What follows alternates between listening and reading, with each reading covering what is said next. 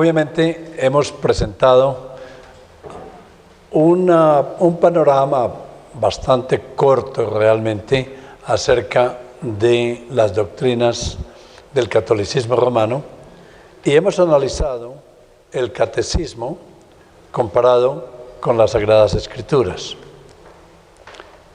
Estaba hablando con los estudiantes hace un momento si lo que dijimos en esta serie fue muy fuerte, pero no se trataba de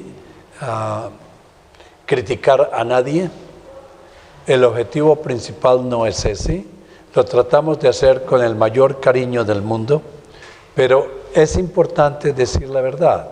Y como todos ustedes pudieron ver claramente, no estoy hablando lo que yo pienso ni son críticas, solamente estamos comparando lo que dicen las Sagradas Escrituras con lo que dice la doctrina oficial de la Iglesia de Roma, y con todo respeto y cariño hemos llegado a la conclusión de que ni la tradición ni la doctrina oficial de la Iglesia de Roma está de acuerdo con las Sagradas Escrituras, especialmente en lo esencial, en lo que se refiere al plan de salvación establecido en la palabra de Dios.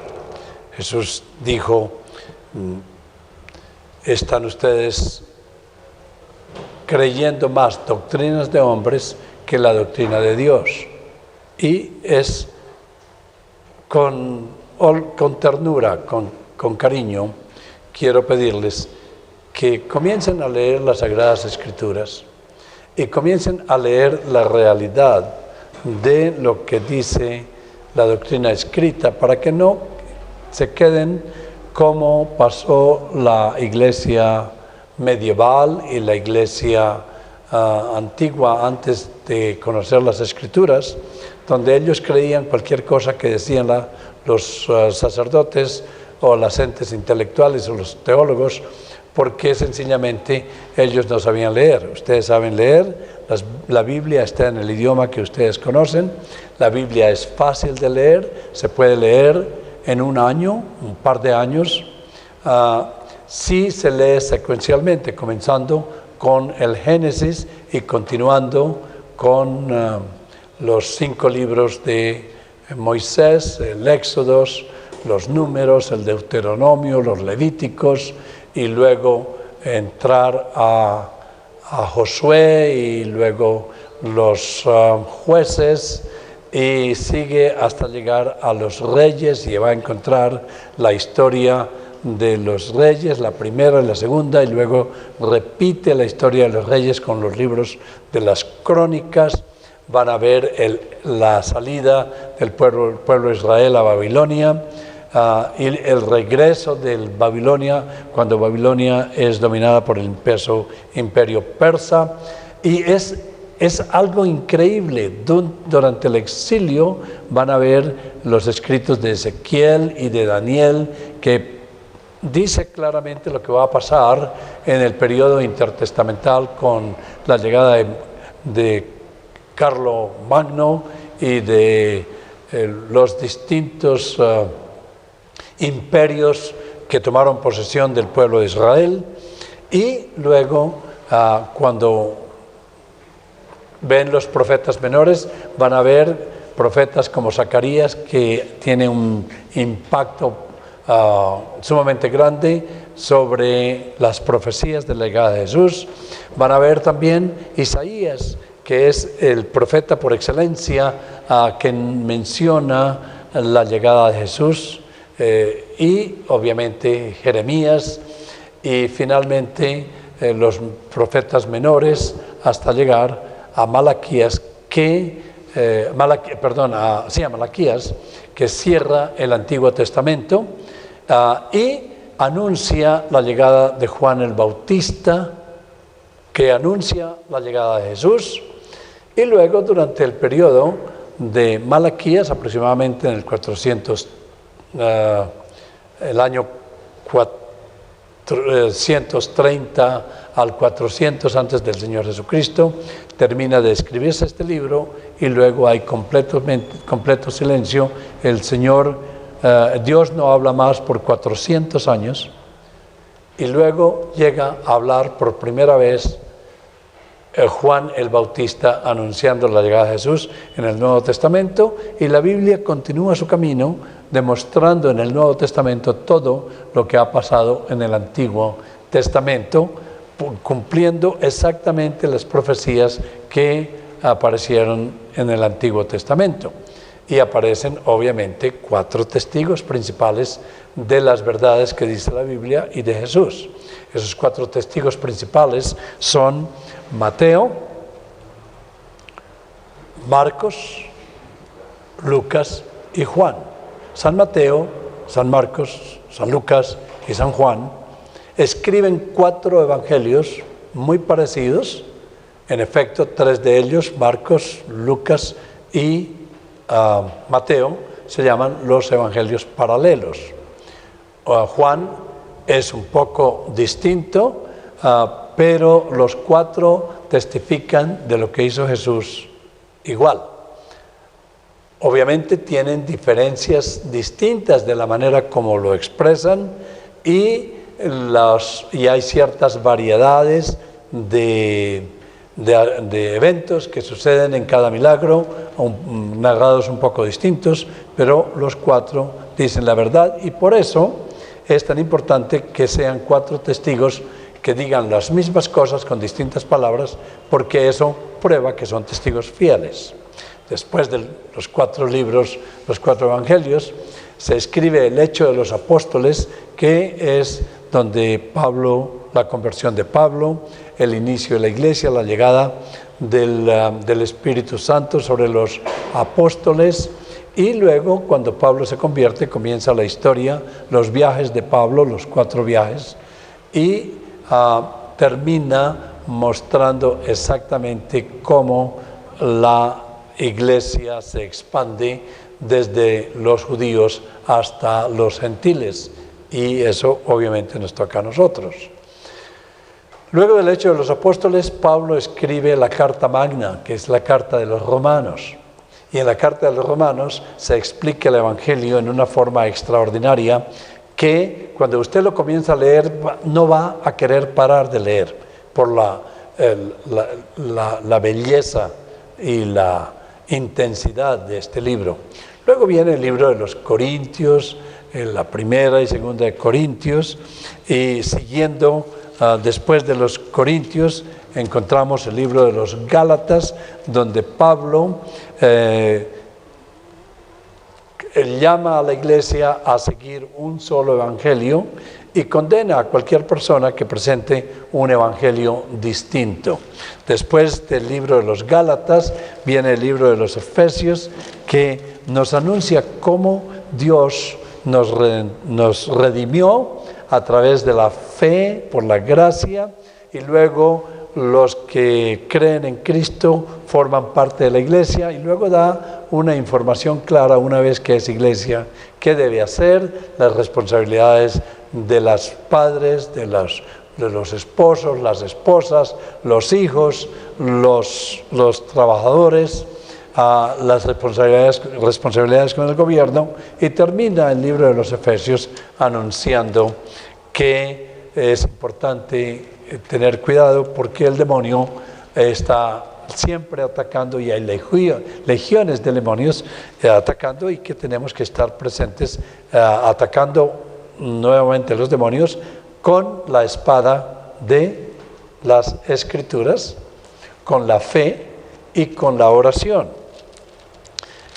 Luego, después de los Efesios, viene el libro de los Filipenses, donde narra la historia de cómo la iglesia de Filipi, de Filipien, llegó, y la exaltación de Cristo bajo su humildad. Luego, después del libro de los Filipenses, viene el libro de los Colosenses, que es una fotocopia casi del libro de los Efesios. Dice prácticamente igual, pero con otras palabras bien determinado.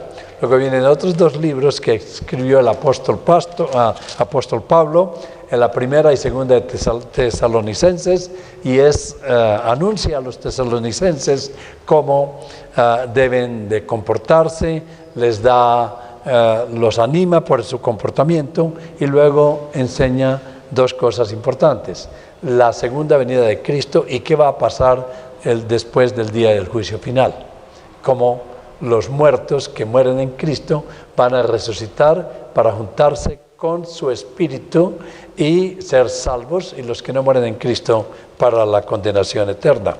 Luego Pablo escribe dos cartas pastorales, o tres: la primera y segunda carta a Timoteo y la carta a Tito, para enseñar cómo comenzó la iglesia formal con pastores, las características de los pastores, lo que los pastores deben hacer, la responsabilidad de los pastores, y eso lo encuentra en la carta de Timoteo y Tito.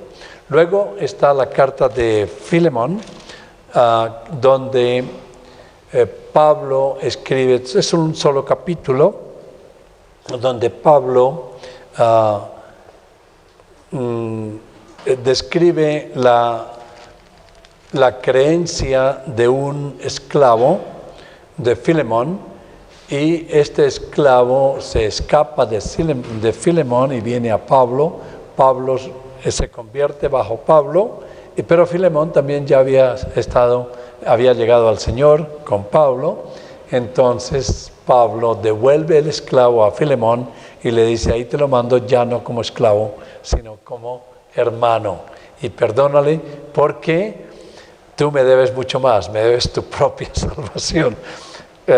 Luego una persona que no sabemos quién es escribe el libro de los Hebreos, y en el libro de los Hebreos es un comentario general sobre el libro de los Levíticos, y en el libro de los Hebreos Dios, a través de la inspiración que le da al escritor, termina o hace bien claro que el sacerdocio de hombres queda terminado y queda reemplazado por el sacerdocio del Señor Jesucristo. Terminando el libro de los Hebreos, entonces está una carta de una persona muy importante, muy humilde, el medio hermano del Señor Jesucristo, Santiago, que en otras Biblias se llama Jaime, y él escribe a la iglesia, rogándole a la iglesia que sea humilde y que cumpla con las responsabilidades de la iglesia. Después de Santiago, el apóstol Pedro escribe dos cartas anunciando cómo se va a acabar el mundo a través de fuego, y anunciando también la responsabilidad de los falsos profetas, y anunciando lo que deben hacer los pastores, que tratar a las ovejas con cariño, con amor y como hermanos, sin enseñorearse de las ovejas. Y después de Pedro vienen tres cartas: la primera carta de Juan, la segunda y la tercera, en la cual también dice que se cuiden de falsos profetas, pero en la primera carta dice: qué maravilla que seamos llamados hijos de Dios. Terminada la tercera carta de Juan, en la carta de Juan también dice que nunca se va a perder la salvación, pero los que se llaman cristianos y han partido, ellos a lo mejor no perdieron nada, porque a lo mejor nunca creyeron, y por consiguiente, si salieron de nosotros, era porque no eran de nosotros. Terminada la carta de Juan, comienza el libro de Judas. La carta de Judas es en contra de los falsos profetas, y es muy interesante porque la carta de Juan es muy parecida a una de los capítulos de Pedro. En efecto, es casi línea por línea lo mismo, donde ambos, Judas y Pedro, anuncian que una persona que enseñe un evangelio falso, que conozca la Biblia y enseña un evangelio falso, le hubiera sido mejor que nunca hubiera nacido, porque el castigo eterno es uno de los peores que puede soportar. Y finalmente, el apóstol Juan es llevado a la isla de Patmos y allí el Señor le presenta el libro de revelación final de la Biblia o el Apocalipsis, donde muestra no solamente lo bueno que están haciendo las iglesias, quién es el Señor Jesucristo, nos da una fotografía o una videotape de lo que está en el cielo, de lo que va a pasar, también nos muestra allá los falsos profetas, las falsas iglesias, la gran ramera que se sienta sobre 7 columnas, 7 montes y que se envuelve en ecumenismo, que es realmente un medio de vender el Evangelio para tener paz con el mundo y olvidarse de Dios. Y finalmente, en el capítulo 21 y 22, muestra las bellezas del cielo y cómo el cielo es. Es una maravillosa historia.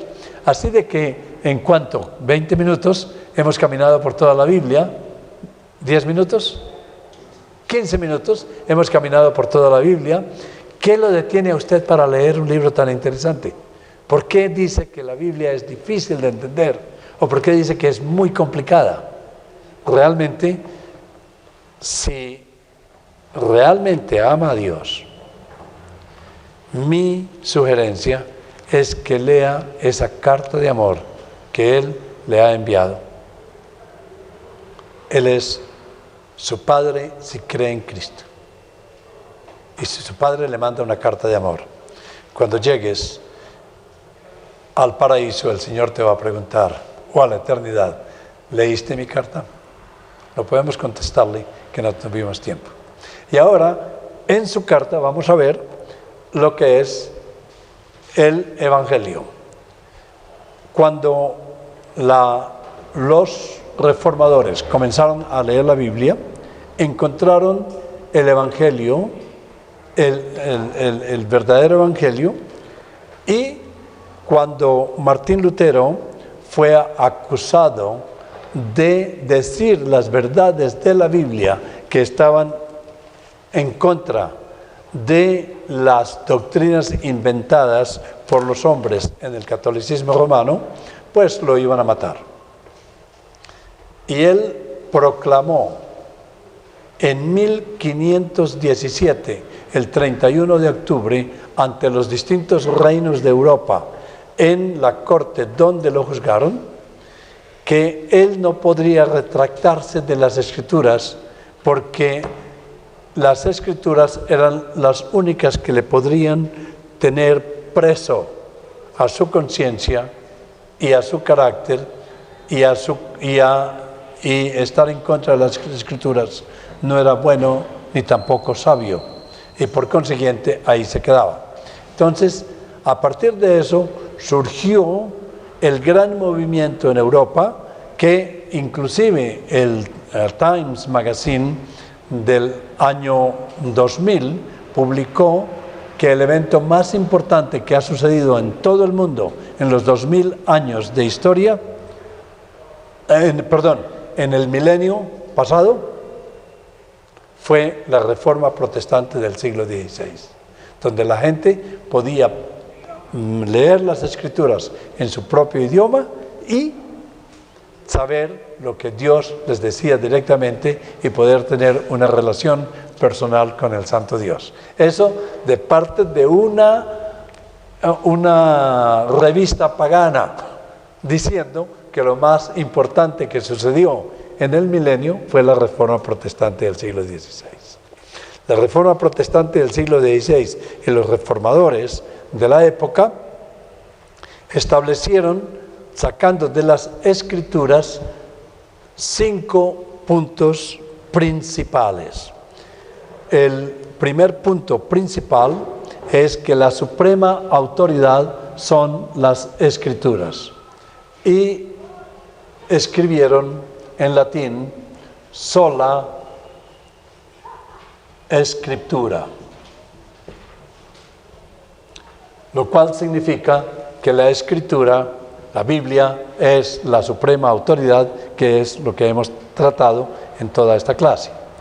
Lo segundo es que la salvación es un regalo de Dios, y en latín es sola gratia. Sola gratia es sola gracia, que es un regalo de Dios que nadie se la gana. Y este punto de sola gracia a veces es altamente debatido, inclusive por otros cristianos. Porque los cristianos no quieren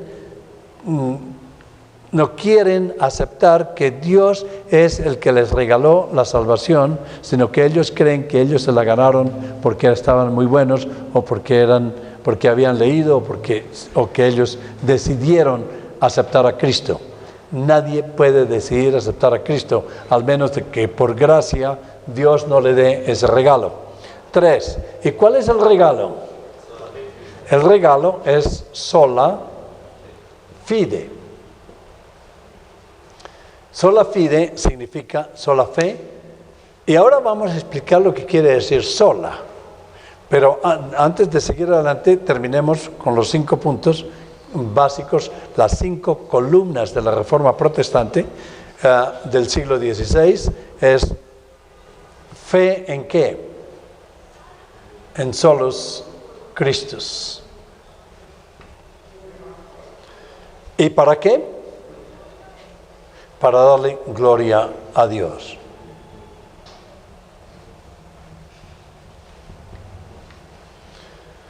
Muy bien, estos son los 5 puntos básicos de la Reforma Protestante sacados de la Biblia. Todo esto está bajo un punto esencial que se llama la soberanía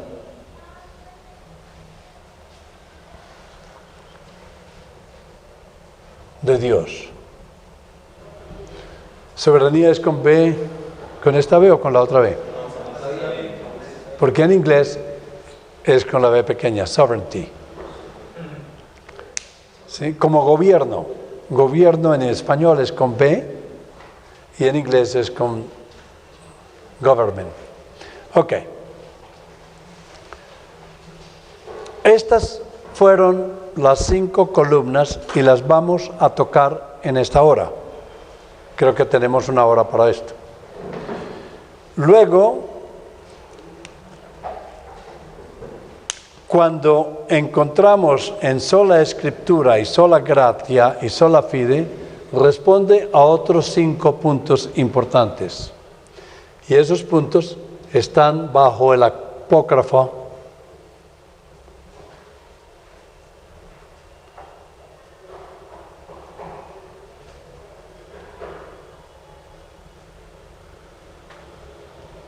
en español.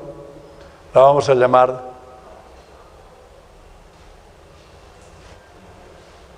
llamarla para que no se confunda, Telip. ¿Qué le parece?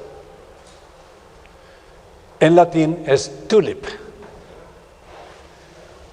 Pero nosotros, para podernos entender aquí, la vamos a llamar Telep. ¿Qué te parece? La T significa total depravación,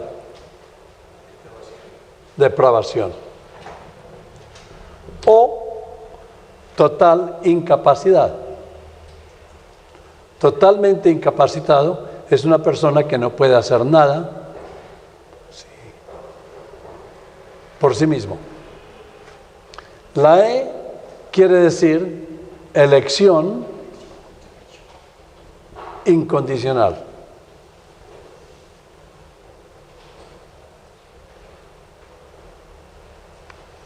Elección incondicional. Este es otro problema. Esto no solamente divide a los católicos romanos de los cristianos, sino crea ciertas divisiones entre los cristianos. Y luego tenemos limitada expiación.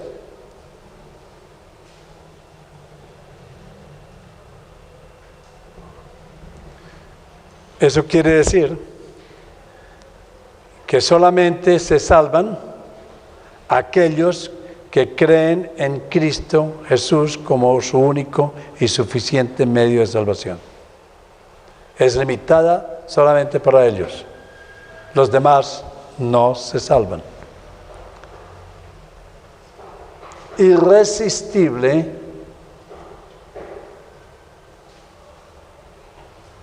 gracia.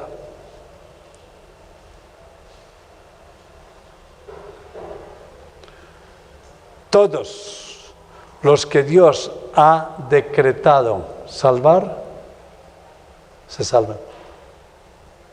Todos los que Dios ha decretado salvar no pueden resistir esa fuerza de Dios.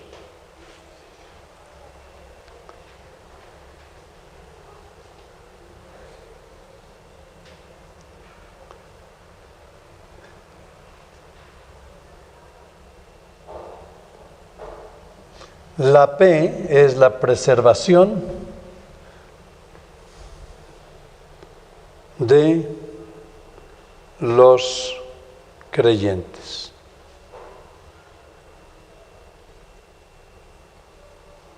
También se llama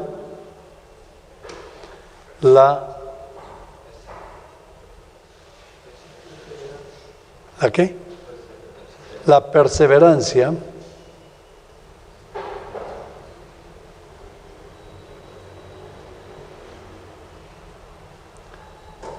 de los santos.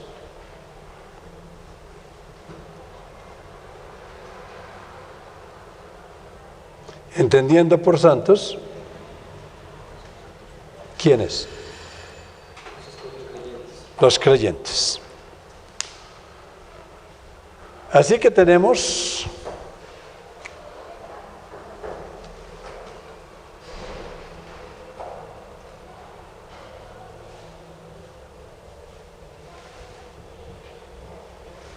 once puntos básicos para tratar, porque ya hemos hablado de lo que no es el Evangelio. Ahora vamos a hablar de lo que es el Evangelio.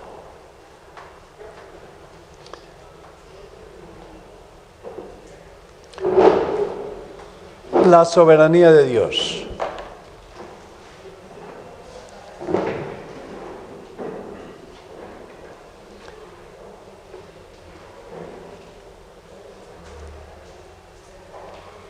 Dios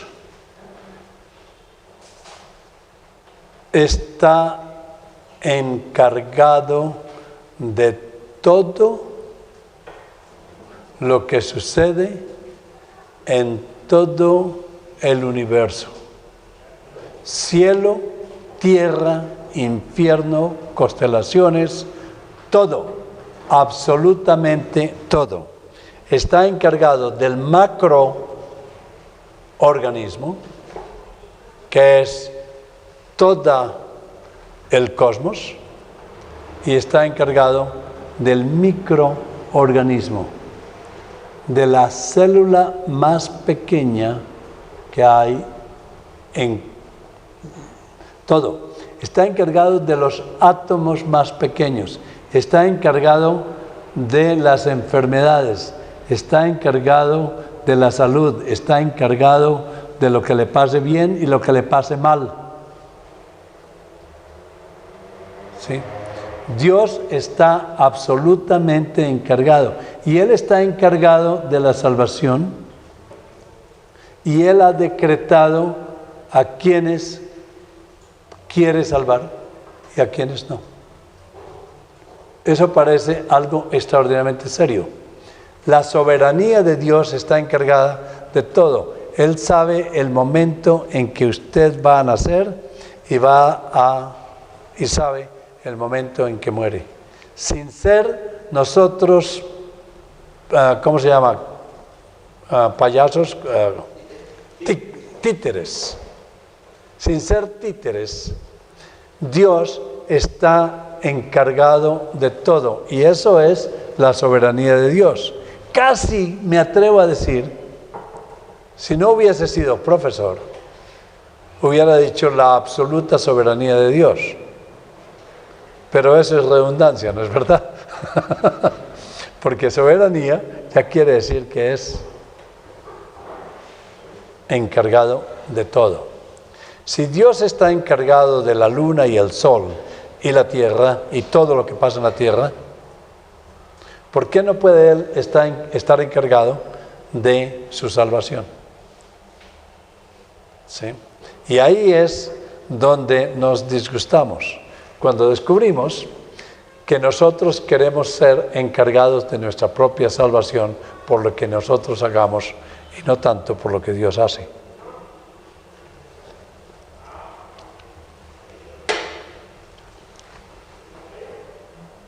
Esta soberanía de Dios y toda esta doctrina está expuesta punto por punto, versículo por versículo, capítulo por capítulo en la Escritura.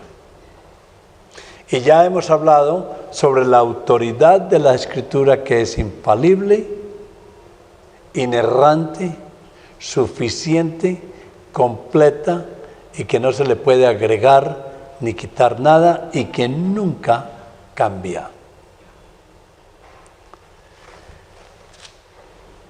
En efecto, en el catolicismo romano y en las iglesias bíblicas tenemos exactamente el Nuevo Testamento, el mismo, los mismos 27 libros. Y los 39 libros del Antiguo Testamento, el catolicismo romano le agrega los apócrifos. Pero entre los 39 libros y los 27, en total los 66 libros son exactamente los mismos.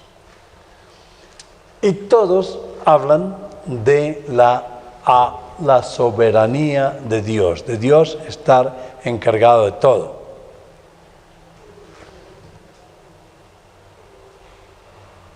Entonces, regresaremos poco a la vez sobre esa eterna soberanía de Dios.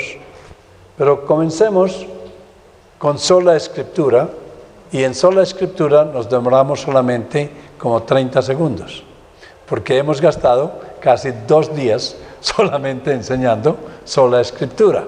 Así que no vamos a seguir ahí. Pero sola gratia, o sea, sola gracia. Eso significa que la salvación, y esto se refiere al plan de salvación, al Evangelio, que la salvación es un regalo de Dios y Dios se la da a quien Él quiere, sin ninguna condición de parte mía. Dios no va a esperar hasta que yo me porte bien para darme la salvación. No va a esperar que yo cumpla todos los mandamientos para llegar a la salvación, para darme la salvación, porque nunca podremos cumplir todos los mandamientos. Nadie los puede cumplir. Todos, absolutamente, han violado todos los mandamientos. Y desde esta mañana que nos levantamos con buenas intenciones, hemos violado ya los mandamientos. Entonces, ¿cómo se salva una persona si no puede cumplir los mandamientos? Se salva por solamente la gracia de Dios, que le da la fe. La fe para creer en Cristo solamente, que pagó en absoluto por todos los pecados y que vino a cumplir la ley que nosotros no pudimos cumplir. Si analizamos sola gratia con la totalidad de depravación, entendemos que realmente estamos salvos por la misericordia de Dios, que le dio a alguien que está totalmente incapacitado y no puede mover ni un solo dedo para tratarse de salvar. Es porque está incapacitado, está muerto. Y lo hace sin ninguna condición, solamente cuando Él quiere y como quiere. Y lo ha hecho porque ha elegido desde antes de la fundación del mundo a los que va a salvar. Los ha hecho para ser salvos. Esta doctrina es dura, es difícil de entender, pero para tratar de poner toda esta doctrina en una forma bíblica, vamos a tener que leer mucha Biblia esta noche. ¿Sí? Ya dijimos que la salvación es solamente limitada a los que creen en Cristo. Ya dijimos que Dios, siendo omnipotente, a Él no se le puede resistir, como Pablo no pudo resistir cuando Él lo salvó. Y luego, como Dios es el que nos da la salvación, esto quiere decir preservación de los creyentes o de los santos, es que una vez que una persona cree de verdad, es porque Dios le ha regalado esa salvación y nunca la va a perder. Y cuando peca, se arrepiente porque el Espíritu de Dios que vive en él lo va a mover al arrepentimiento. Y si lo mueve al arrepentimiento, va a arrepentirse. Eso quiere decir que está salvo, que su fe está obrando en él. Y es una demostración a su propio corazón de que es creyente. Comencemos nuevamente, como habíamos dicho, en el Evangelio de Juan. En el capítulo 1, versículo 11, dice: a los suyos vino, y los suyos no le recibieron. Mas a todos los que le recibieron, a los que creen en su nombre, les dio potestad de ser hechos hijos de Dios. ¿Sí? A los que creen en el nombre de Jesús son hijos de Dios. Por eso una persona que no cree en Jesús, más nada más. Una persona que no cree en Jesús solamente no puede decir el Padre Nuestro, porque el tal no es hijo de Dios. Cuando dice Padre Nuestro, ya está diciendo una mentira, porque su Padre no es Dios. Si no cree en Jesús, su padre es Satanás. Mas a todos los que creen en su nombre, les dio potestad de ser hechos hijos de Dios. Los cuales, los que creen, no son engendrados de sangre, no porque los padres sean cristianos, ni de voluntad de la carne, porque la carne está incapacitada. No puede mover un dedo. Ni de voluntad de varón, no porque alguien le diga crea, o repita esta oración, o le voy a dar el bautizo, no por voluntad de varón, sino de Dios. Es la soberanía de Dios de acuerdo a la elección. Luego tenemos el capítulo 3. Y dice, de tal manera, 3:16, de tal manera amó Dios al mundo, que ha dado a su Hijo unigénito para que todo aquel que en él cree no se pierda, mas tenga vida eterna. Porque de tal manera amó Dios al mundo. Ese mundo es no todas las personas de cada nación. Eso quiere decir al mundo en general, diciendo que son personas de distintas partes del mundo, pero no todos los del mundo. Si Dios hubiese amado salvíficamente a todo el mundo, se acabaría el infierno. Nadie iría al infierno, porque el que Dios ama lo lleva al cielo. Estamos hablando del amor eterno, no del amor temporal. Dios ama temporalmente a todas sus criaturas para sostenerlas, pero eternamente solamente ama a sus hijos. Y sus hijos son los que creen en Cristo como su único y suficiente medio de salvación. Así que de tal manera amó Dios al mundo quiere decir no todos del mundo, sino gentes de todas partes del mundo, que ha dado su Hijo unigénito para que todo aquel que en Él cree, o sea que es limitada solamente a todo aquel que en Él cree, no se pierda, sino que tenga vida eterna. Pero ¿quién es el que puede creer? Y la respuesta es Juan 6:44, el primer versículo. ¿Qué dice? ¿Cuántos pueden creer? Ninguno. Dice, ninguno puede venir a mí. ¿Cuál es la condición esencial? La soberanía de Dios. Al menos que el Padre que me envió no lo trajere y yo le resucitaré al último día.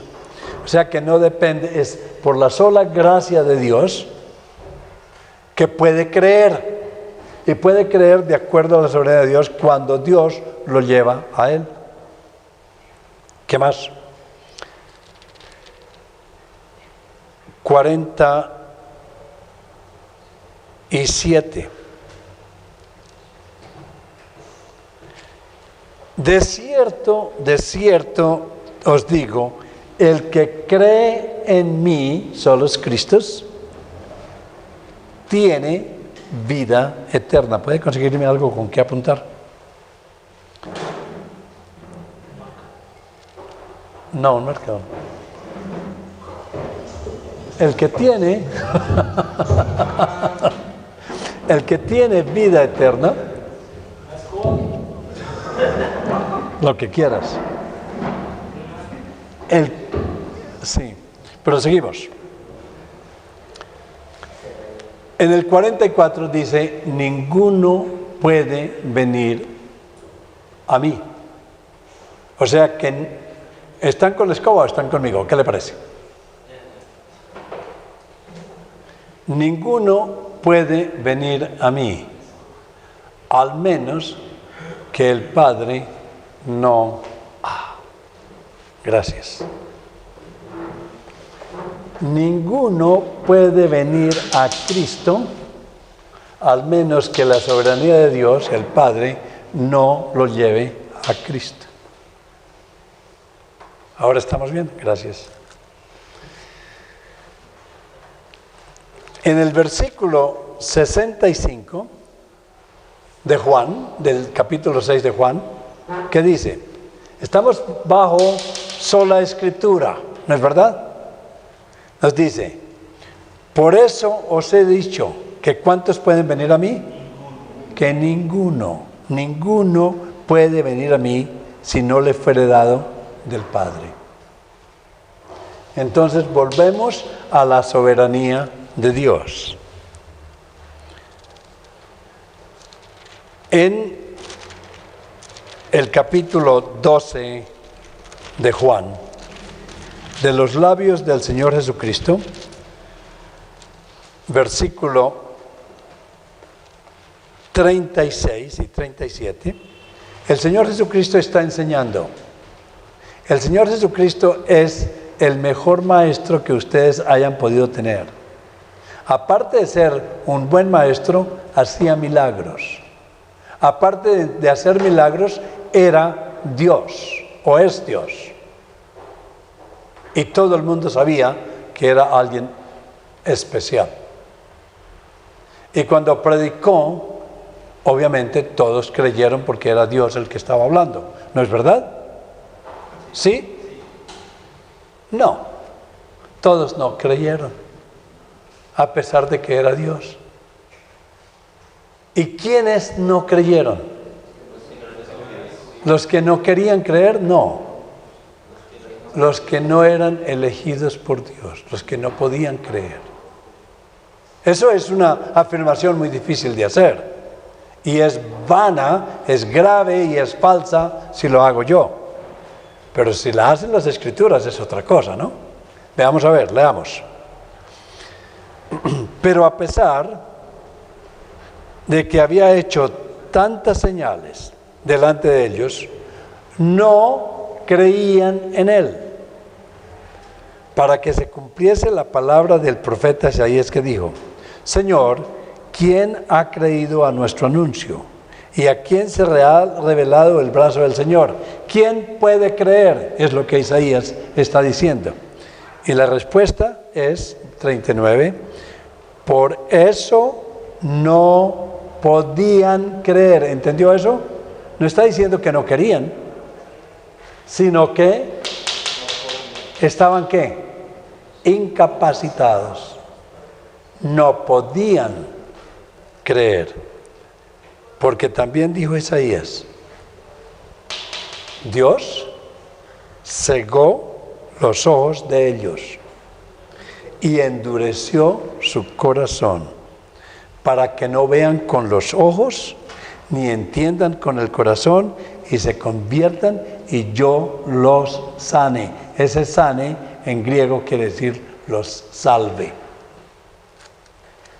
Esto es algo increíble. Que solamente los que por la soberanía de Dios, Dios le regala la gracia de creer de acuerdo con la elección, porque estamos totalmente incapacitados para creer. Veamos Efesios capítulo 2. En los Efesios capítulo 2, realmente sería una buena cosa comenzar con el capítulo 1. Comenzando en el versículo 3. Bendito sea Dios y Padre de nuestro Señor Jesucristo, que nos bendijo con toda bendición espiritual en los lugares celestiales en Cristo. Desde antes de la fundación del mundo ya nos bendijo. Según nos escogió, elección, en Él, antes de la fundación del mundo, para que fuéramos santos, creyentes, y sin mancha delante de Él, en amor, habiéndonos predestinado para ser adoptados hijos. El que cree es mi hijo, le doy derecho, adoptados hijos suyos por medio de solos Cristos, no por San Pedro, no por nuestra amada María, no por el sacerdote, no por el pastor, no por nadie, sino según suyos por medio de Jesucristo, según el puro afecto de su voluntad. Gratia, sola gracia. ¿Y para qué lo hizo? Para alabanza y gloria de su nombre, no para nuestro beneficio, con el cual hizo aceptos en el amado, en quien tenemos redención por su sangre, el perdón de los pecados, según las riquezas de su gracia, que hizo sobreabundar para con nosotros en toda sabiduría e inteligencia, dándonos a conocer el misterio. ¿Cómo? Con las Escrituras. No con este libro, ni con la tradición, no, con las Escrituras. Sola Escritura. Y ahora pasemos al capítulo 2 de Efesios. Y Él os dio vida a vosotros. La soberanía de Dios. ¿Cómo puede creer cuando usted está muerto, Dios, si usted cree, Dios le dio vida por sola gracia, de acuerdo a su propia voluntad? Cuando estabais muertos en vuestros delitos y pecados, totalmente depravados, incapacitados. No podía moverse y Dios le dio vida. Ahora, ¿cuáles son los depravados? Usted puede decir, yo no era depravado. Y la Biblia dice, sí, usted es depravado. Sí, todos. Mire, en los cuales anduviste en otro tiempo, siguiendo la corriente de este mundo, conforme al príncipe de la potestad del aire, el espíritu que ahora opera en los hijos de desobediencia. O sea que es en todos. Y éramos por naturaleza, ¿sabe una cosa? Hijos del demonio e hijos de la ira de Dios. Entre los cuales también todos nosotros, no algunos, todos nosotros vivimos en otro tiempo en los deseos de nuestra carne, haciendo la voluntad de la carne y de los pensamientos, y éramos por naturaleza hijos de ira, lo mismo que los demás. Hijos de ira. ¿Qué hacemos? Si la Biblia se hubiera acabado ahí, pobres de nosotros. Pero no se acabó ahí. La bellísima palabra del número 4, del versículo 4. ¿Quieres enderezar la cámara un poco? Ah, tú estás mirando a esto. Ah, ok, lo comprendo. Pero Dios,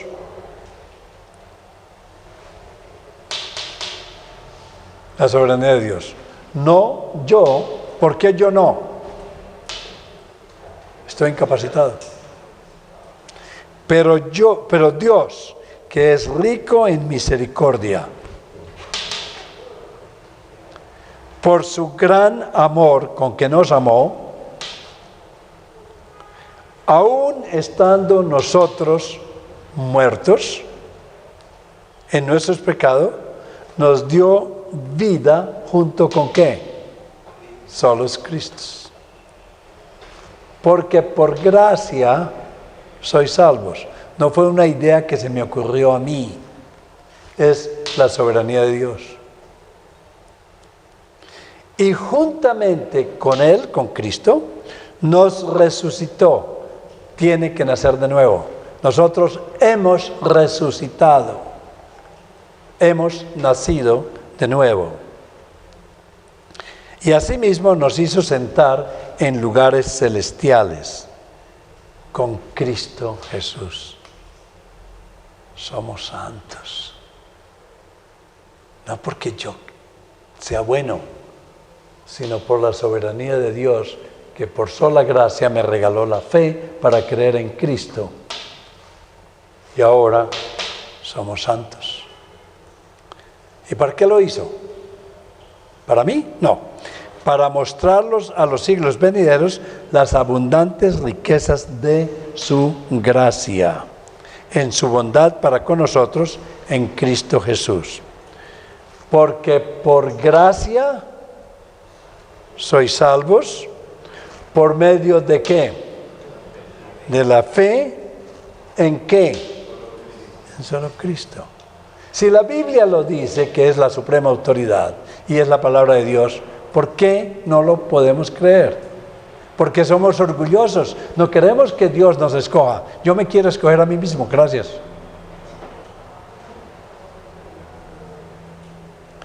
Porque por gracia sois salvos. No por... Nuevamente, 8. Porque por gracia sois salvos por medio de la fe, y esto no de vosotros, pues es un regalo de Dios. No por obras, para que nadie se gloríe. Yo sí me salvé y este no. Porque somos hechuras suyas, creados en Cristo Jesús, para buenas obras.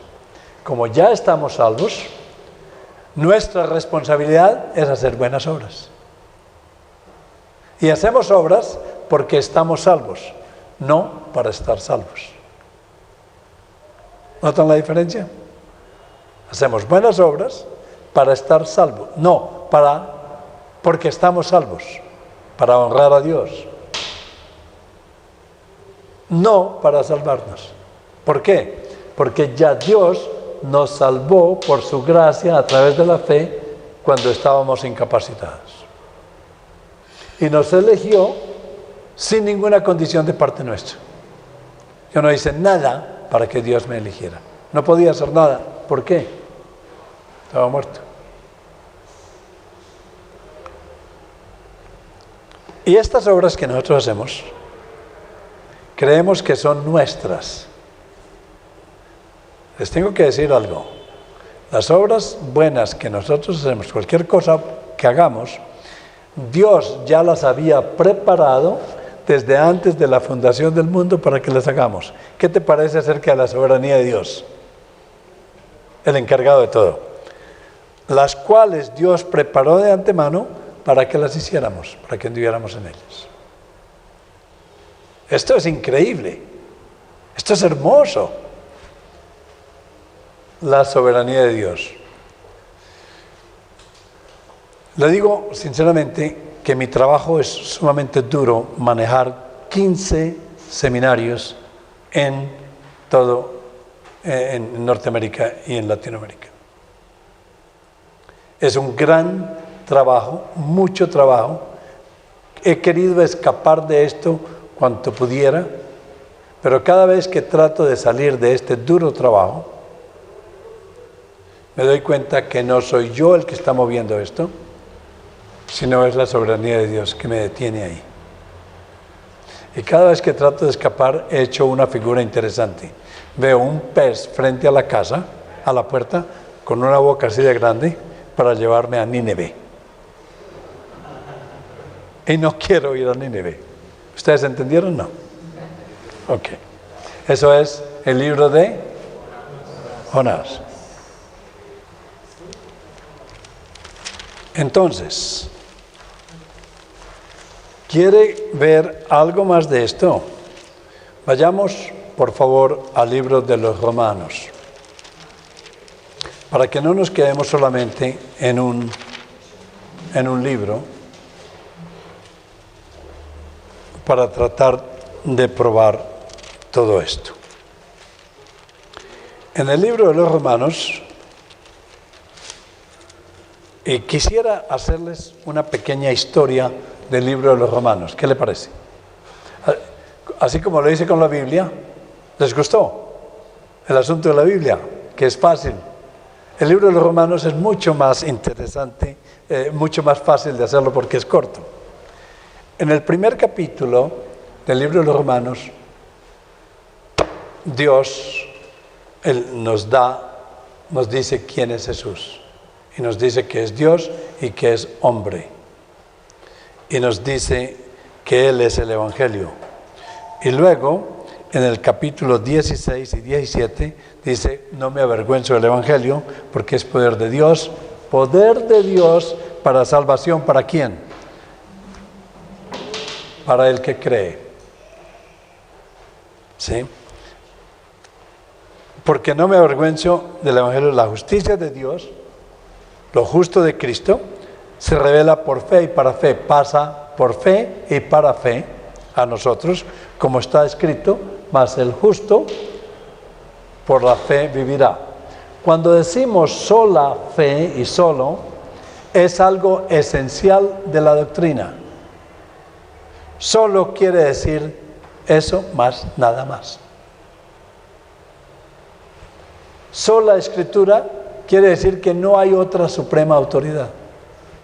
Sola gracia quiere decir que no hay otra forma de salvación sino la misericordia de Dios. ¿Y cómo opera esa misericordia? Solamente por la fe. Y que no hay otro medio de salvación sino solo Cristo. Y que la única razón por la cual estamos salvos es solamente para darle gloria a Dios. Y dándole gloria a Dios vivimos una vida santa. Luego en el capítulo del versículo 18 al 32 muestra la depravidad total de nosotros. Usted la lee y le dan ganas de vomitar o de llorar, porque muestra todos nuestros pecados uno por uno. Y dice, ahora, si quieres salvarte, en el capítulo 2, todo lo que tienes que hacer es cumplir los mandamientos.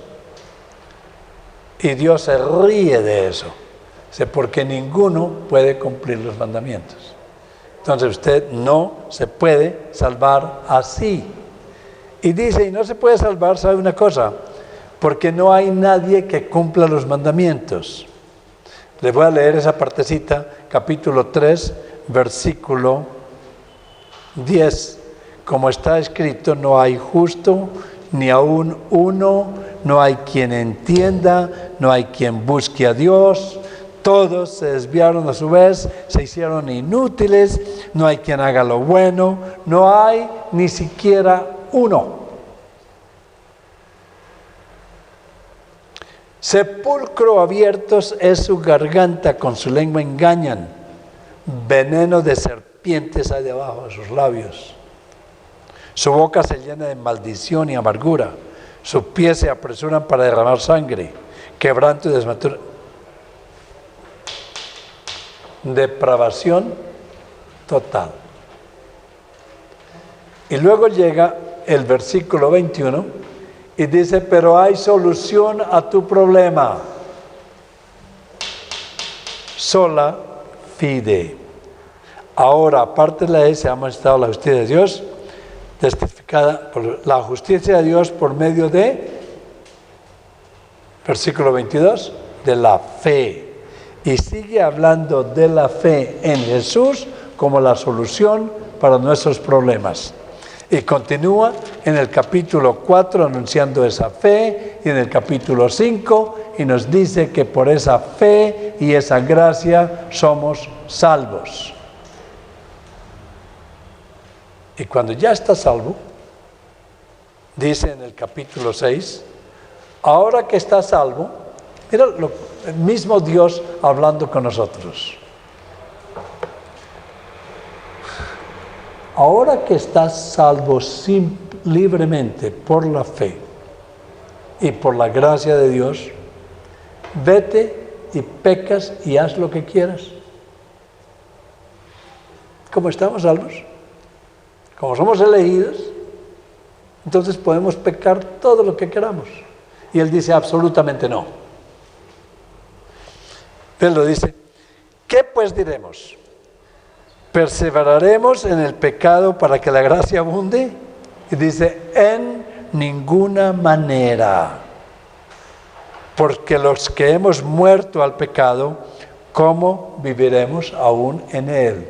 Y dice, absolutamente no. Si usted está salvo, una demostración que está salvo es que va a cambiar de vida. Y si no cambia de vida, está demostrándole a su corazón de que no está salvo. Si practica el pecado, como dice Juan, no está salvo. Practicar el pecado es saber que está en pecado y continuar viviendo en pecado sin arrepentimiento.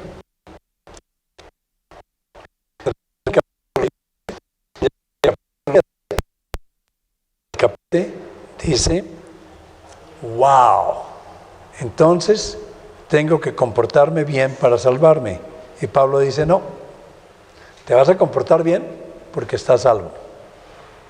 No para salvarte, porque ya en el capítulo 3, 4 y 5, Dios te salvó por fe y gracia solamente. O sea que no necesitas estar haciendo algo bueno para resalvarte, estás salvo. Y Pablo se pone muy triste, porque dice, ¿cómo es posible que yo no puedo hacer nada, no puedo hacer lo que no quiero hacer, lo hago? Y lo que quiero hacer, no lo hago. No quiero pecar y peco. Quiero ser bueno, quiero hacer cosas buenas y no las hago. ¡Qué miseria en que vivimos! ¿Por qué? Porque está atacando lo que dice la Iglesia Católica, que tenemos que ser suficientemente buenos antes de morirnos para salvarnos. Y Pablo dice, no, no se puede, porque nadie puede dejar de pecar. Lo que sí puede hacer es arrepentirse, pero va a pecar. Entonces dice, Menos mal que el pecado no depende, el controlar el pecado no depende de mí, sino depende de la fuerza del Espíritu Santo en mí que me lleva al arrepentimiento. Entonces, qué bueno, ya, solucionó. Y ahora viene el capítulo 8, donde todas estas doctrinas entran en marcha otra vez. Ahora pues, esto es excelente. Ahora pues, ninguna condenación hay para los que están en Cristo. Ya está salvo. Ya se puede morir. ¿Le cree usted a las Escrituras o no? ¿O tiene que hacer algo más para salvarse? Ahora pues, ninguna condenación hay para los que están en Cristo Jesús.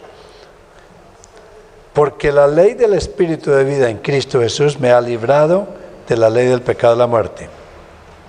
Porque lo que era imposible para mí, débil por la ley, por la carne, de cumplir los mandamientos, Dios lo hizo. ¿Cómo lo hizo? Enviando a su Hijo a semejanza de carne de pecado, a causa del pecado, condenó el pecado. ¿Para qué? Para que Él cumpliese todos los mandamientos, porque la justicia de la ley se cumpliese en nosotros, que no andamos conforme a la carne, sino conforme al Espíritu. Porque los que viven en la carne, entonces muestra, dice, ahora Cristo vino a vivir una vida perfecta para morir y pagar por todos los pecados por el que no puede vivir perfectamente. Y va al versículo 28. Y sabemos, 8:28, que los que aman a Dios, todas las cosas les ayudan a bien. Esto es, a los que conforme a su elección, a su propósito, son llamados. Porque a los que antes Él conoció, a los que Él hizo, también los predestinó, para que fuesen hechos conforme a la imagen de su Hijo. Y a los que predestinó, elección, a estos también llamó. Solamente llamó a los que predestinó.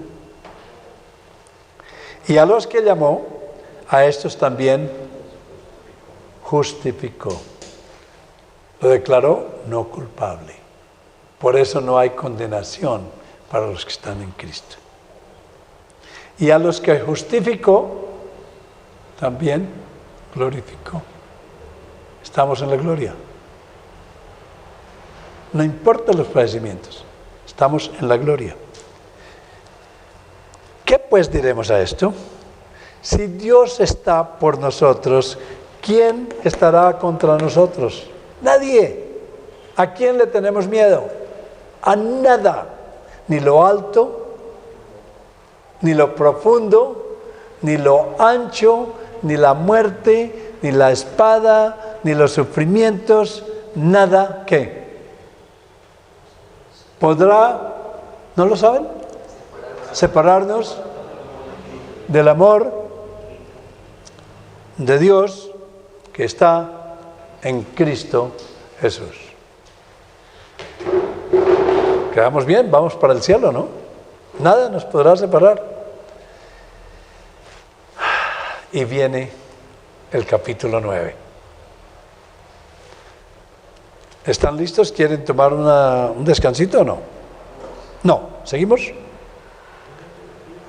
¿Quién es el jefe? ¿Seguimos o no? ¿Quiere un descanso? Una pregunta. ¿Qué quieres? Hablando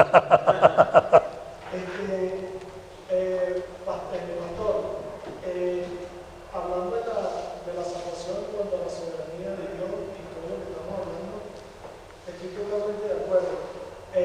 Pero tengo como, preocupación. Tengo dudas fuertes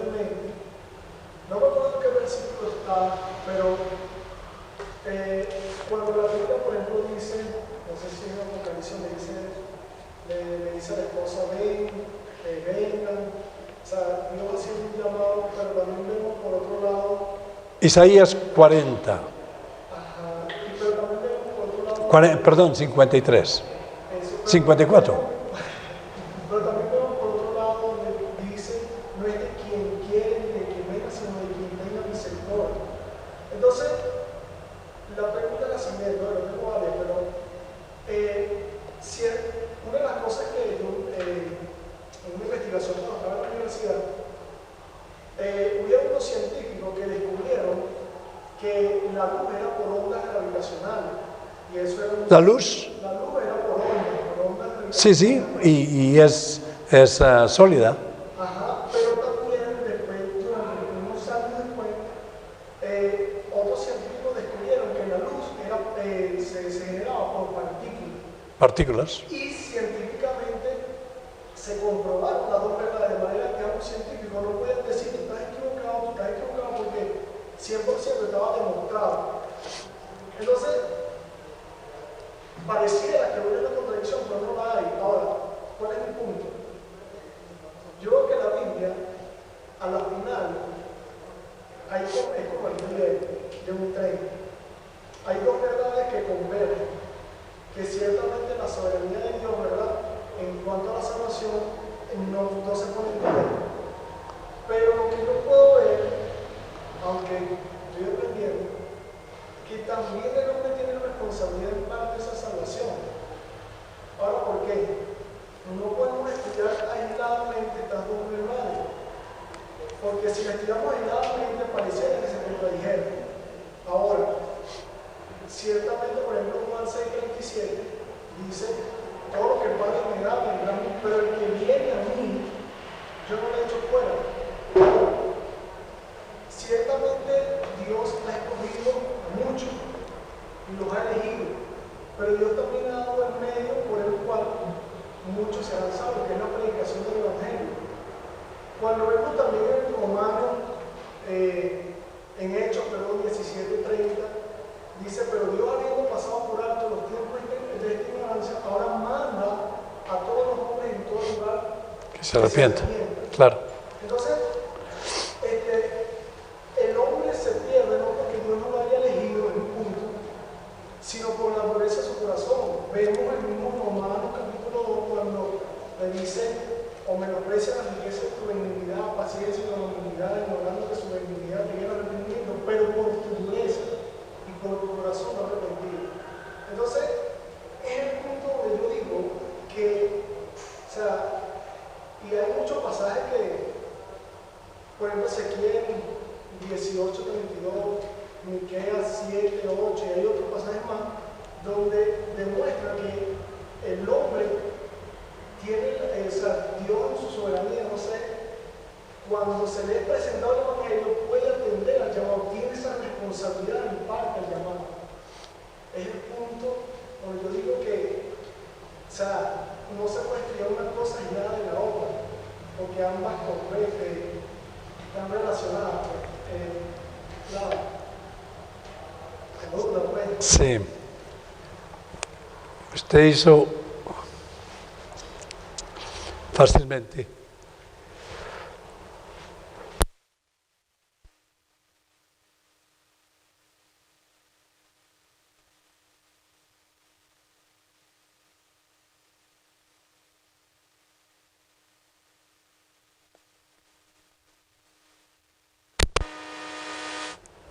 ahora sí.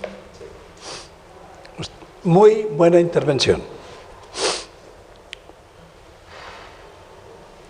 La soberanía de Dios y la responsabilidad humana.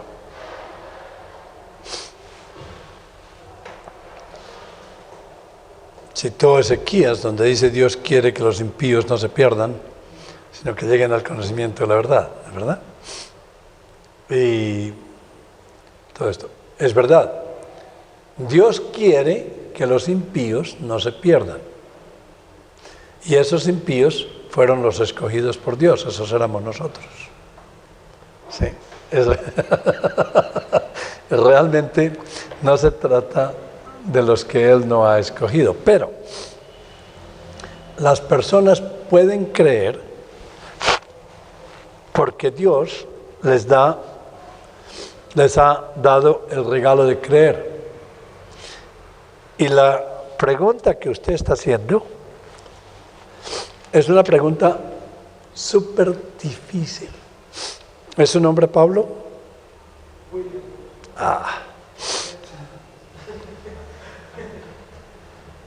Porque Pablo fue uno de los primeros que hizo esa pregunta. Y vamos a contestarla. Usted nos metió en líos, ahora tenemos que salir de estos líos. De Cristo. ¿Ah?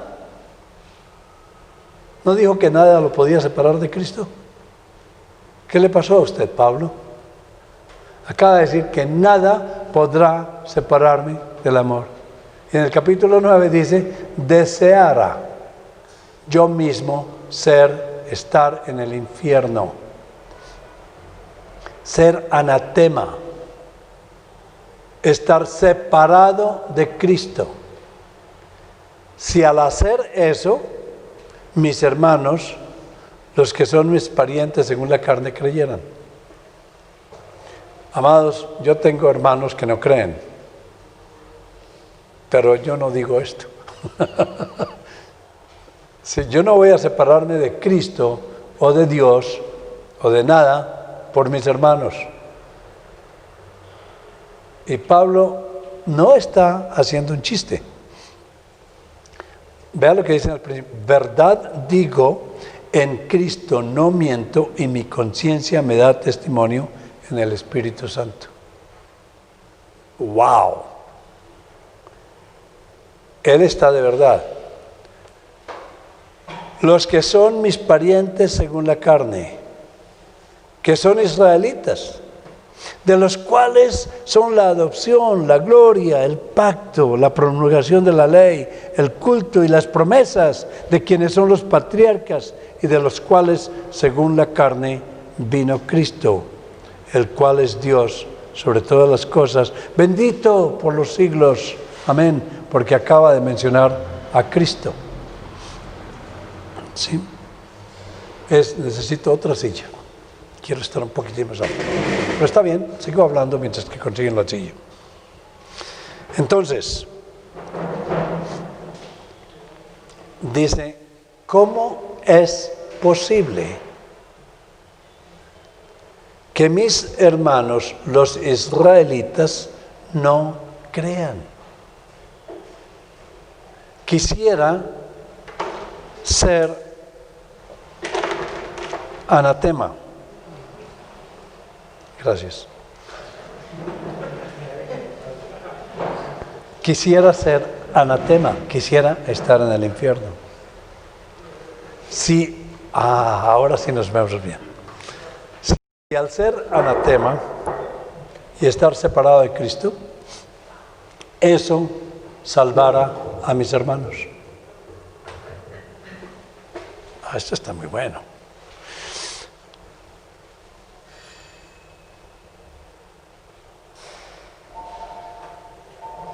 Hay un diálogo aquí entre Pablo y Dios por la operación del Espíritu Santo.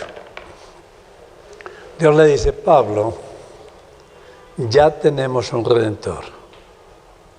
Ya tenemos a alguien que fue al infierno y por momentos estuvo separado. Dios mío, ¿por qué me has abandonado? No necesitamos otro Redentor. Pablo, ¿qué estás diciendo? ¿No te da vergüenza? ¿Sí? Y Pablo dice, es que lo que pasa es que, ¿qué pasó aquí? ¿Será que la palabra de Dios ha fallado? Y Dios le dice, no es que la palabra de Dios haya fallado. Lo que pasa es que no todos son israelitas por ser descendientes de Abraham. Y luego le dice, hermanos, dice lo siguiente, no todos son hijos de Dios por estar vivos. sino que solamente son hijos de Dios los que creen en Cristo como único y suficiente medio de salvación. Los demás no son hijos. Y aquí dice lo mismo, ¿no?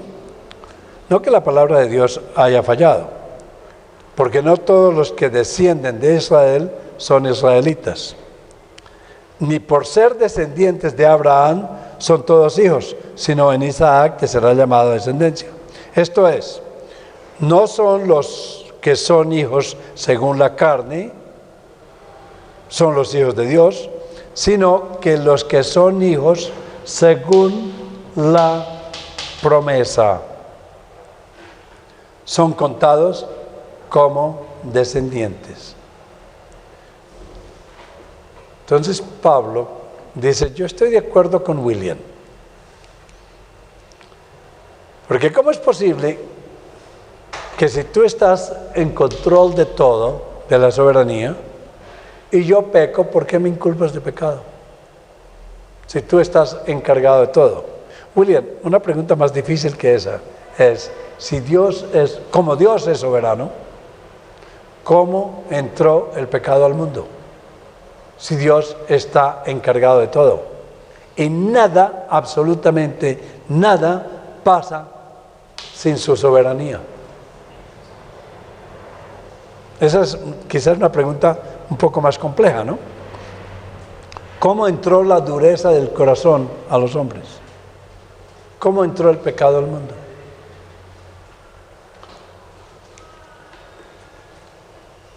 Entonces, el Señor le contesta a Pablo, le voy a contar una historia. Habían dos niños que ni aún habían nacido. No habían hecho nada ni bueno ni malo, pero de acuerdo con el propósito de mi elección, a uno amé, al otro aborrecí. Ahí es donde comenzamos a sentir el peso de la palabra de Dios. Ahí es donde queremos correr de las Escrituras, porque decimos, ¿cómo es posible? ¿Qué tipo de Dios es este? ¿Sí? Realmente cuando estabas hablando, William, sentía ese peso, ¿no? ¿Cómo respondemos con las Escrituras con esto? Vamos a leerlo. Porque la palabra de la promesa es esta, la elección. Por este tiempo vendré y Sara tendrá un hijo. Y no solo esto, sino también cuando Rebeca concibió de uno, de Isaac, nuestro padre, pues no habían aún nacido, ni habían hecho aún ni bueno, ni bien ni mal. Estamos leyendo capítulo 9, versículo 11. Ni bien ni mal, para que el propósito de Dios conforme a la elección permaneciese, no por obras, sino por el que llama. Se le dijo al mayor, servirá al menor, como está escrito, a Jacob amé, mas a Esaú aborrecí. No puedes leer esto sin llorar, sin llegar a un sentimiento profundo. ¿Por qué tú crees y algunos de tus hermanos no? Es el propósito de Dios. Entonces Pablo con William se enfurecen, ¿no? ¿Qué pues diremos? ¿Que hay injusticia en Dios? Eso es injusto. Eso es lo que dice ahí, ¿no es verdad? ¿Qué pues diremos? ¿Que hay injusticia en Dios? Y la Biblia contesta, de ninguna manera. Dice, no se trata de justicia. Aquí no es por justicia. Si Dios aplicara justicia sobre todos, ¿a quién salvaría? A nadie. Lo que él aplica es sola gracia. Pues a Moisés dice, tendré misericordia del que yo tenga misericordia. Y me compadeceré del que yo me compadezca. ¡Auch! Así que no depende del que quiere, ni del que corre, sino de Dios que tiene sola gracia. Sino que Dios que tiene misericordia. Si yo dijera esto sin leer la Biblia, yo creo que ustedes ya me hubieran sacado de aquí a patadas. Porque esto es una doctrina sumamente difícil de entender, ¿no es verdad? Súper difícil. Y luego dice, sola escritura. Porque la escritura dice a Faraón, para esto mismo te he levantado, para mostrar en ti mi poder y para que mi nombre sea anunciado a toda la tierra. De manera que de quien quiere tener misericordia, tiene. Y el que quiere endurecer, endurece. Ahora se fue un poquito más allá. Que ya no es que no solamente no tiene misericordia de ese, sino que lo endurece. La soberanía de Dios. ¿Eso a qué nos lleva? A caer de rodillas con la cara sobre el piso y decir, ¿por qué Dios me ha dado este regalo? ¿Por qué no me pasó por alto? Pero mira, entonces Pablo y William le gritan otra vez a Dios. ¿Por qué pues inculpa a mí de pecado si tú no eres el que me has escogido? ¿Por qué quién ha resistido a su voluntad? Nadie puede resistir a la voluntad de Dios. Y Dios le contesta en colombiano, ¿y qué? ¿A ti qué te importa? Ahí está, versículo 20. Mas antes, hombre, ¿quién eres tú para que alterques con Dios? Tú eres una criatura formada. Yo soy Dios. Yo te he formado como un vaso de barro. ¿Desde cuándo las ollas de barro hablan con el alfarero? Mas antes, hombre, ¿quién eres tú para que alterques con Dios? Tira el vaso de barro al que lo formó. ¿Por qué me has hecho así? ¿O no tiene potestad el alfarero sobre el barro para hacer de la misma masa un vaso para honra y otro para deshonra? Eso es increíble. ¿Y qué? ¿A ti qué te importa? ¿Y qué? Si Dios, queriendo mostrar su ira y hacer notorio su poder, soportó con mucha paciencia los vasos de ira,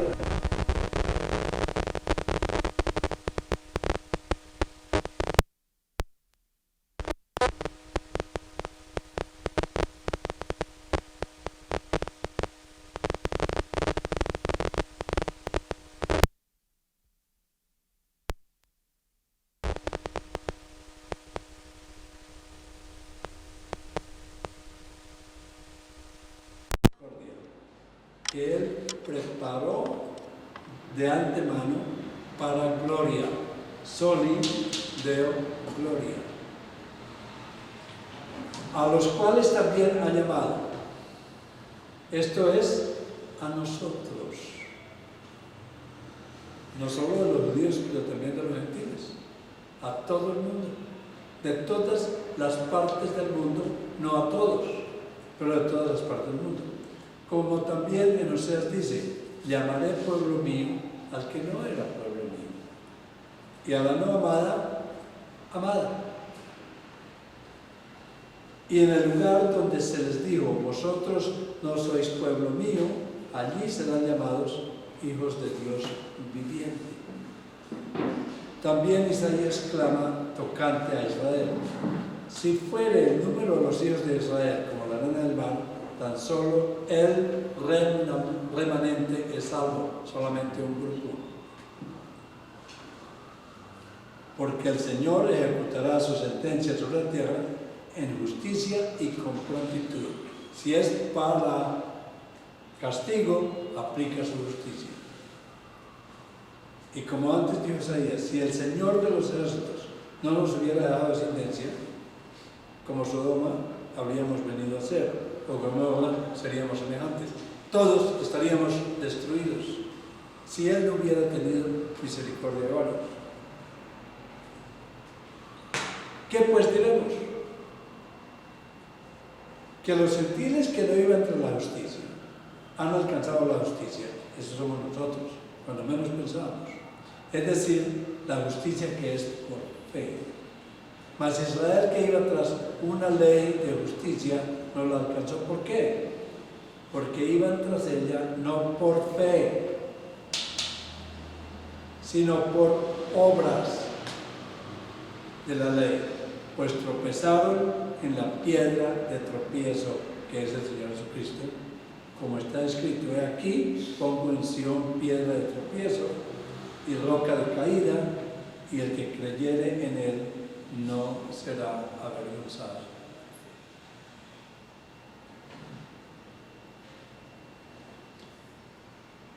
La respuesta es esta: este es un asunto tan complicado como el que estábamos hablando antes de la divinidad y la humanidad de Jesús, que es muy difícil nosotros comprender. Yo nunca puedo comprender esto, jamás. Pero lo que sí sé es lo que William dice: Dios ordena a todos los hombres que se arrepientan. No es un ruego, ven a Cristo. Ven a Cristo, es una orden. Pero solamente pueden venir a Él los que Él les da la gracia para venir.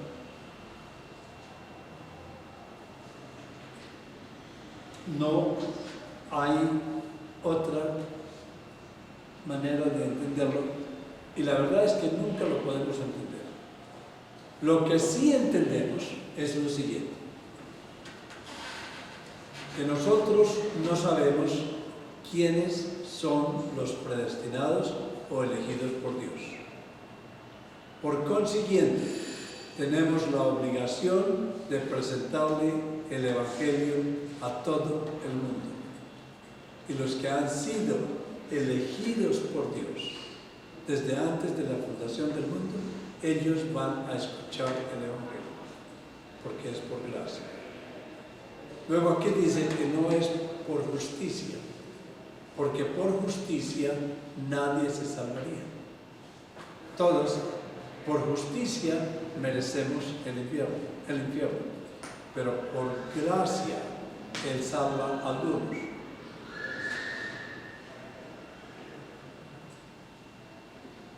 Lo que sí podemos hacer es agarrar ese perdón, esa gracia, y asegurarnos que vamos a ser fieles al Señor, que no vamos a ser desobedientes, que no seguimos, porque queremos darle testimonio a nuestro corazón de que sí somos elegidos por Dios.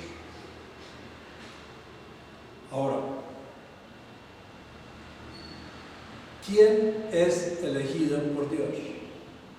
Aquel que tiene fe en Cristo solamente.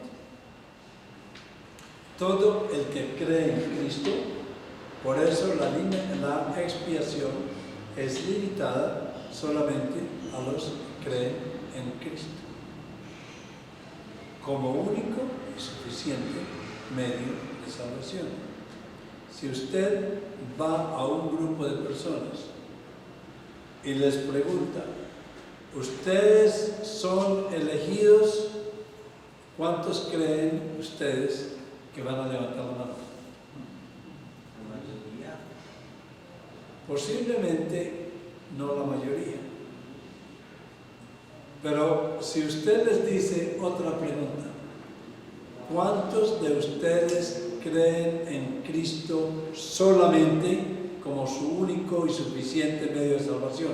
¿Cuántos levantarían la mano? Todos.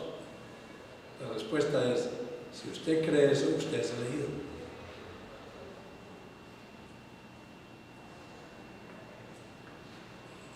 ¿Cómo sabe si usted es elegido por Dios? Si cree en Cristo solamente. No Cristo más sus obras, no Cristo más un pastor, más Cristo más el sacerdote, más Cristo más otros medios. Cristo solamente. Entonces es elegido por Dios. Si no, quizás todavía no, quizás todavía no lo sabe. La otra pregunta clave aquí es, si los elegidos de Dios se van a salvar y ellos ya tienen el decreto de Dios que no se pierde en absoluto, ¿para qué predicar el Evangelio si ellos se van a salvar por el decreto de Dios? ¿Qué opinan ustedes? Hay que predicar porque creen por la palabra. Porque Él nos manda en la gran comisión que prediquemos el Evangelio para que todos sus escogidos la escuchen. Eso es todo. Parece contradictorio, pero el dueño de todo, el que creó el mundo, el que nos creó, nos da el privilegio de usar nuestros pies como si fueran sus pies, nuestra lengua, nuestro idioma, nuestra mente, nuestro camino, ¿sí? Que vaya por todo el mundo y presente el Evangelio. Y los que creen se salvan. Y los que creen eran los escogidos de Él, que te tienen que salvar a través del Evangelio y del conocimiento de Cristo. Ahora, William tenía una segunda pregunta. Algunas de estas cosas se aclararon, ¿no? Pero ahora viene la siguiente pregunta.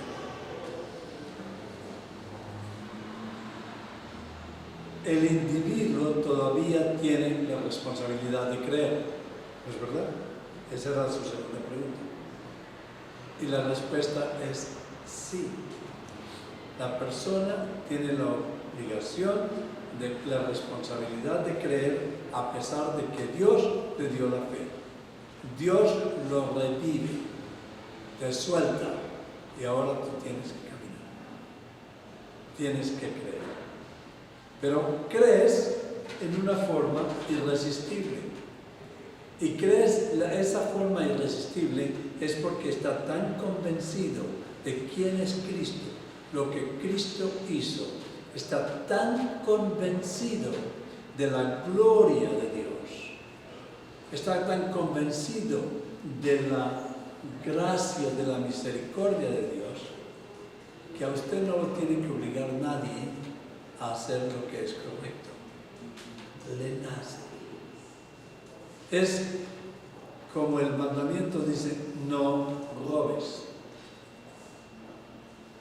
¿Por qué usted no le roba a su papá? ¿Es por el mandamiento? Usted no le roba a su papá porque ama a su papá. Sí, no, ni le pasa por la mente de hacerle daño a su mamá o a una persona que usted ama. ¿Por qué? Por ley es del corazón. Lo mismo nos pasa a nosotros cuando somos hijos de Dios.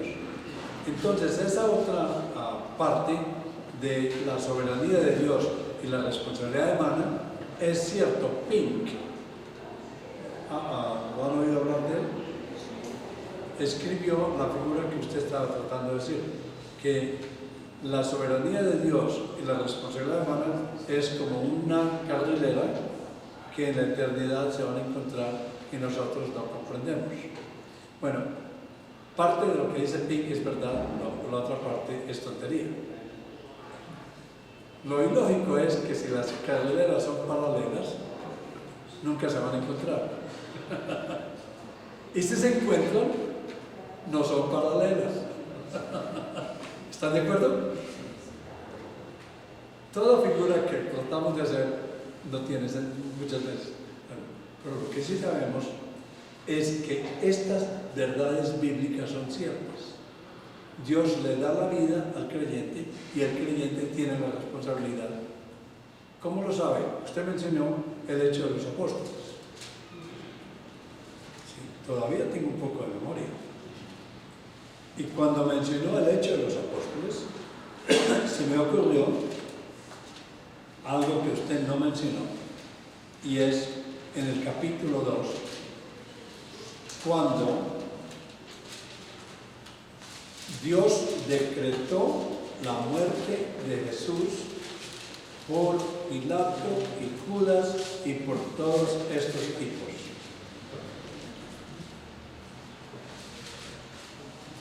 Y dice, si me lo ayuda a encontrar, dice, Dios decretó esto.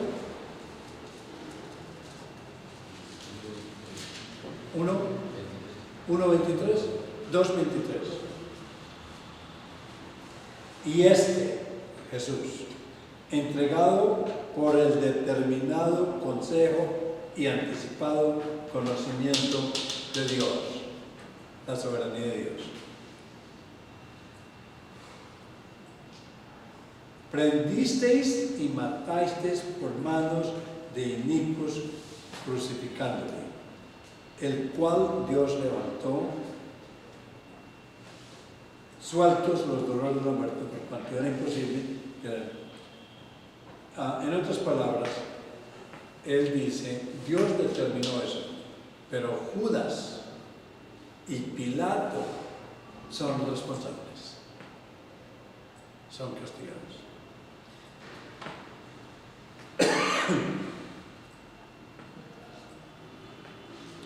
Dios no es injusto. Dios le dijo al hombre, si comes de esa fruta morirás. Y Dios cumplió su palabra. Y a partir de esa muerte de los primeros seres, todos nacimos muertos. Todos estamos bajo delito de pecado. Y Dios decide darle gracia a unos. Una cuestión es gracia y otra cosa es justicia. Él no tiene la obligación, Él tiene la obligación de darle justicia a todos. Y lo hace. Pero tiene la libertad, dentro del carácter de Dios, de darle gracia a quien Él quiera. Entonces Él hizo lo siguiente: le dio justicia a todos. A los que creyeron en Cristo los castigó en Cristo, enviando toda su ira y justicia sobre el cuerpo de Cristo en la cruz, hasta que lo hizo gritar, ¿por qué? Y ahí aplicó la justicia sobre nosotros. La televisó y la puso sobre Cristo como un pararrayos para nosotros. Y aplicó la justicia a todos los que no creen en Cristo, enviándolos al infierno. O sea que aplicó justicia a todos. Pero a los que creen en Cristo les aplicó justicia y les dio un regalo de la gracia, de estar cubiertos por la sangre de Cristo. Eso no es injusticia. Usted no tiene obligación de darle un regalo a nadie, ¿no es verdad? Pero usted tiene la obligación de pagarle el salario de la persona que trabaja para usted. Esa es justicia. Entonces yo creo que eso cubre la respuesta. ¿Hay alguna duda? Se me explicó. Ok. Lo único de no, yo estoy feliz, satisfecho con lo que me ha explicado. Sí, la Biblia lo dice todo, ¿no es verdad? La respuesta realmente es esta, la que él sabe anotar con su pluma, ¿no? No sabemos. La verdad es que no sabemos, solamente creemos lo que la Biblia dice. Deuteronomio 29. Ya los veo cerrando el libro, pero los voy a tener 20 minutos más, porque creo que no vamos a volver. Que tengo una reunión después de esto y luego tengo que escribir la carta del mes para el seminario para Estados Unidos. Y no tengo más tiempo. Pero vamos a cerrar.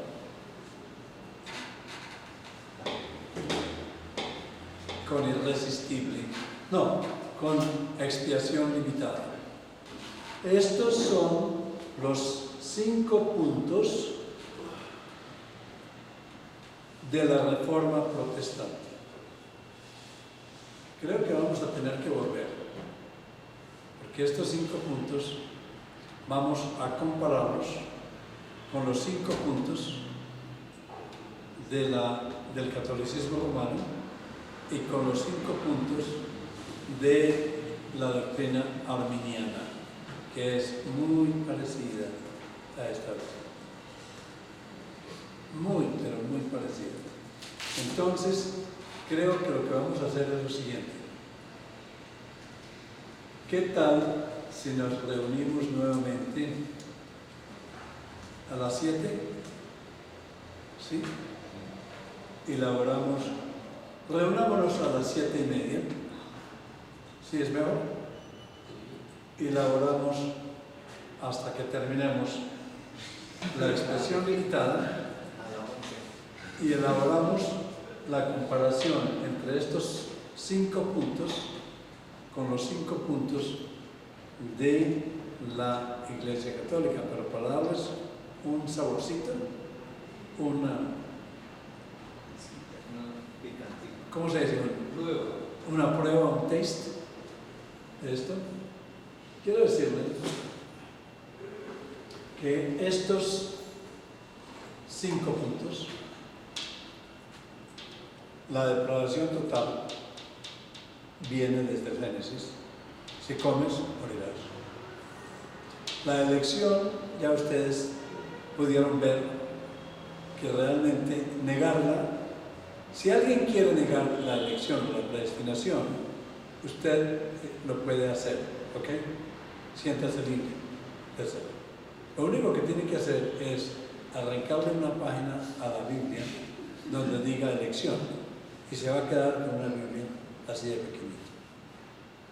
Y va a tener que arrancar muchas páginas. ¿Sí? No se trata si yo creo o no creo. Se trata de que está en la Biblia y si está en la Biblia es verdad. La expiación limitada es lo más difícil de las 5 doctrinas de la gracia. De que Dios eligió solamente a unos y que Jesús, voy a decir esto, que cae como un galón de piedras sobre la cabeza. Cristo efectivamente no murió por todos. ¡Auch! Eso es grave, ¿no? Cristo efectivamente no murió por todos, sino efectivamente murió por los que creen en Él y los que van a creer en Él. Una gota de sangre del Señor Jesucristo es suficiente para pagar en absoluto por todos los pecados de todo el mundo, porque es Dios.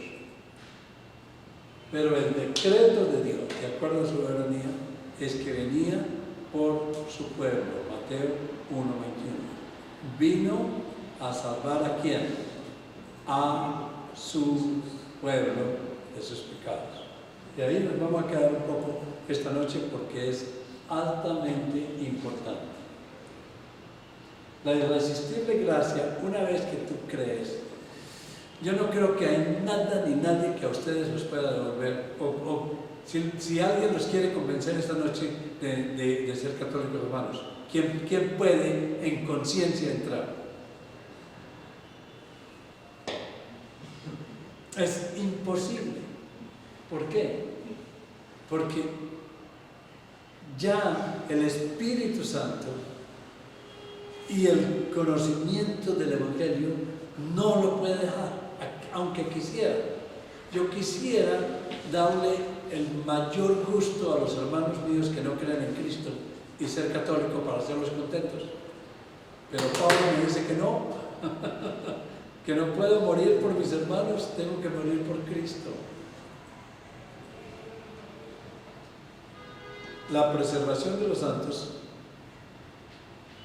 que nadie pierde la salvación, es un ataque grande que dan contra estas doctrinas. Mientras que vienen esta noche, yo quiero que ustedes en la cena discutan partes en la Biblia que les han dicho donde ustedes sí pueden perder la salvación. Y me las digan, y las analizamos si de verdad eso es lo que dice la Biblia. Pero la verdad es que no puede perder la salvación. Y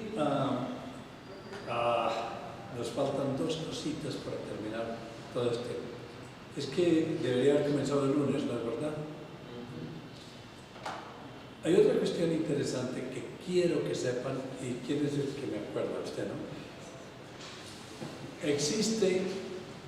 Existió un convenio que se llama ECT 1 y ECT 2. Evangélicos y católicos together, juntos. Sí, lo pueden buscar en el internet si ustedes quieren. ETC, es famoso.